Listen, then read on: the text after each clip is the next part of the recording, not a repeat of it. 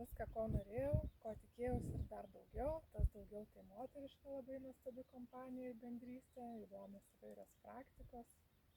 Tikrai viskas puiku.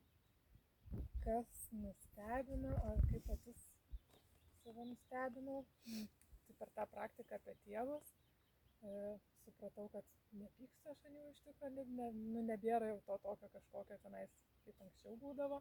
Tai tikrai šitas jau pažengus, gal ne 100% tenais, bet man patinka dabar rezultatas. Stipriausia praktika buvo galios gyvūnas, nes toks tas ne arklys, kaip aš sakiau, pasirodo žirgai, ir man visi arkliai yra arkliai būdavo.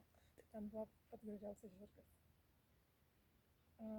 Kokių įžvalgų gavau ir kaip taikysiu kasdienybėje, tai prisiminiau, ką žinojau ir įsisavinau, kad pirma visada reikia rinkti save ir geranoriška būti visų pirma savo. Šitą pamirštu, bet iš kitos pusės, kaip pagalvojau, ir taikau, ir vien tik šitas atvažiavimas buvo, kad nevažiavau į tą giminės susitikimą, nes pasirinkau save. Ir nieko nenutiko, iš pradžių biškį vyras papyko, bet paskui sakė, gero laiko. Viskas gerai. Nepatogu man nebuvo niekas, nes aš nieko nesitikėjau, žinojau, kad važiuoju su palapinėm, tai dar ten geriau buvo negu tikėjausi su visais čiužiniais.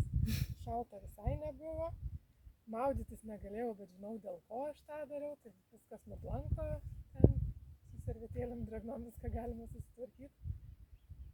Kaimynų triukšmas erzino, bet iš kitos pusės tada pagalvojau, jie irgi rinkosi save, jie atvažiavo savaitgaliauti ir jiems ten visokios stovyklos neįdomu.